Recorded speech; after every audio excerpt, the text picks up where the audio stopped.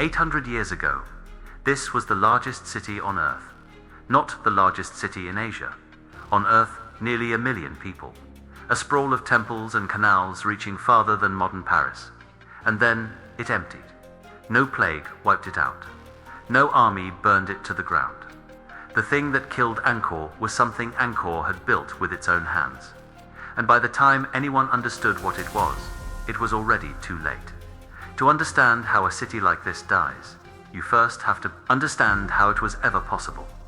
Around the year 802, a king named Jayavarman II climbed a sacred mountain and declared himself a god on Earth, a universal monarch, chosen by the heavens. And in that moment, the Khmer Empire made itself a promise that would shape everything that followed. The gods ruled the reins. The king ruled the will of the gods. So the king would rule the reins. For 6 centuries, that promise held, and the Khmer poured their genius into a single obsession: water. Southeast Asia lives and dies by the monsoon. Half the year, the sky drowns the land. The other half, it turns to dust. A civilization here has exactly one problem to solve, and everything depends on solving it. How do you save the flood to survive the drought? Angkor's answer was the most ambitious plumbing system the ancient world ever built. Giant reservoirs they called berets, one of them nearly 8 kilometers long, holding enough water to fill tens of thousands of Olympic pools, hundreds of kilometers of canals, embankments, spillways, moats, dikes, a machine the size of a modern metropolis, engineered to catch an entire rainy season and release it, drop by drop, through the killing dry months. And for a long time, we had no idea how big it truly was, because the jungle had swallowed most of it. Then, a few years ago, archaeologists flew lasers over the forest. The scans stripped away the trees and revealed the ghost of the real city underneath. A low, sprawling grid of canals, ponds, roads, and rice fields, covering nearly 1,000 square kilometers. Not a city with farms around it, a city that was a farm, an entire engineered landscape. At its height, under a warrior king named Jayavarman VII, Angkor reached its peak. He built the walled city of Angkor Thom, the haunting stone faces of the Bayon hospitals, highways. Somewhere between 700,000 and 1 million people lived in the water's grip. And at the center of it all stood Angkor Wat, still 1,000 years later, the largest religious monument on the planet. They had done it. They had tamed the sky, but every machine has a flaw. And the bigger the machine, the deeper the flaw is buried. Here is what nobody in Angkor could see, because it was the very thing they were proudest of. The water network wasn't many systems, it was one. One vast interlocking web where every canal fed the next. Every reservoir leaned on the one upstream. For centuries, that was its strength. Nothing on Earth could move water like Angkor. But a single connected system has a single fatal property. It can only be as flexible as its most rigid part. There was no backup, no second network to fall back on if the first one failed.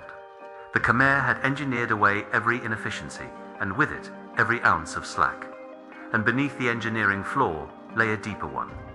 To build all this, the canals, the temples, the god kings, endless monuments, the empire drove its people and its land to the absolute edge. Forests cleared for rice, hillsides stripped bare, labor conscripted by the tens of thousands. A civilization expanded until there was no margin left anywhere. No spare land, no spare water, no spare year. Angkor had built a masterpiece with no room for error, and then the universe handed it an error. It came from the sky. For most of Angkor's life, the monsoon was a clock. Reliable, predictable. The whole civilization was tuned to its rhythm like an instrument. Then, sometime in the 1300s, the clock broke. We know this now because the rains left a record written in the growth rings of ancient trees across Southeast Asia. In a wet year, a tree lays down a thick ring. In a dry year, a thin one. Line up enough ancient trees, and you can read the weather of 700 years ago, season by season, like a barcode of the sky. And what those rings reveal is a nightmare. Not one disaster, a whipsaw. First, decades of drought in the middle of the 1300s, monsoons that failed.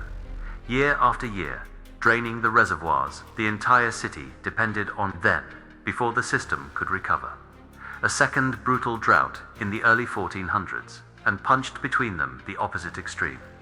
Monsoons of freakish violence, walls of water slamming into a network built for a gentler, steadier world. And here is where the Empire's genius became its executioner. That single connected system, the one with no backup, no slack, couldn't absorb the swing. When the rains finally came, they came too hard. The floods ripped through key channels, sediment choked the canals. At one critical junction, engineers had built a massive stone structure to control the flow of a river into the city's veins. And you can still see, carved into the stone, the scars of desperate, failing attempts to hold it together. Embankments that had stood for centuries breached, and there was no way to fix them, piece by piece. Because in a machine that big, every piece depends on every other. The drought didn't kill Angkor. The flood didn't kill Angkor.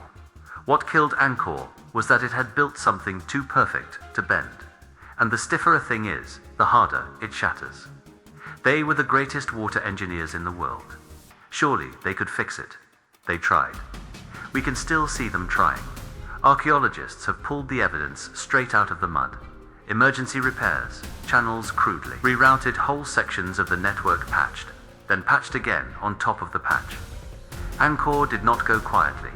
For decades, it fought its own infrastructure with everything it had. But you cannot patch your way out of a system failure. Every repair upstream created a new problem downstream.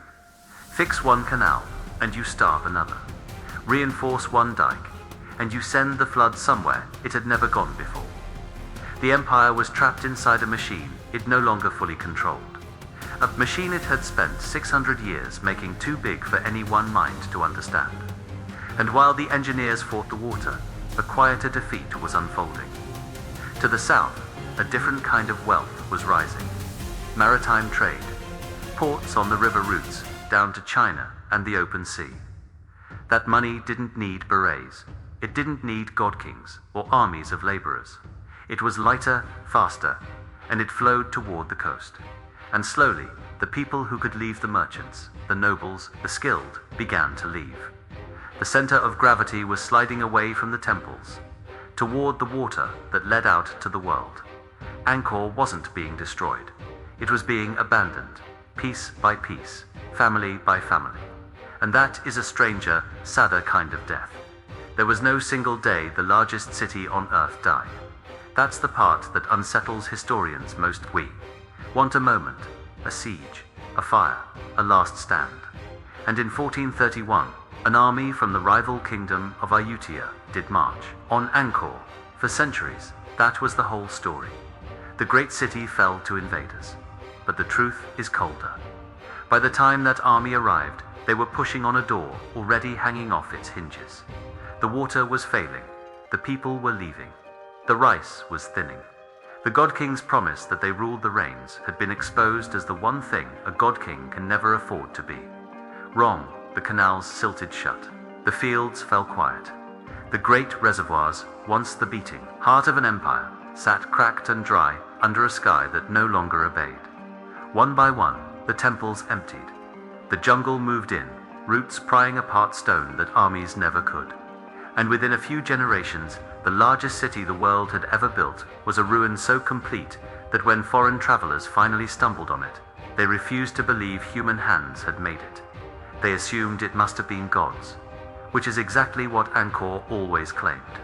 And that's what turns its death from a piece of history into a warning aimed straight at us, because Angkor's mistake wasn't ancient, it's ours. We look at a lost city swallowed by jungle and feel a comfortable distance. Ancient people, strange gods, nothing to do with us. But strip away the temples and look at what actually killed them. They built a vast, tightly connected system to control their environment. They optimized it to perfection. No waste, no slack, no backup.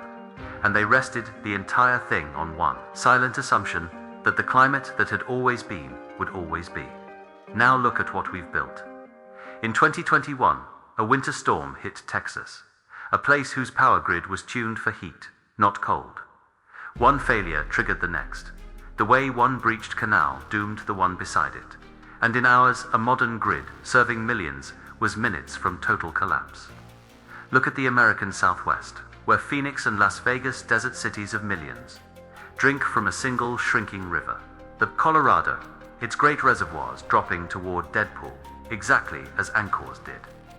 Look at the supply chains that wrap the planet, every link depending on the next, so finely optimized that a single ship wedged in a single canal can freeze the flow of goods across the entire world. Every one of these is a marvel of engineering, and every one of them rests on the same assumption Angkor made, that the world will keep its half of the bargain.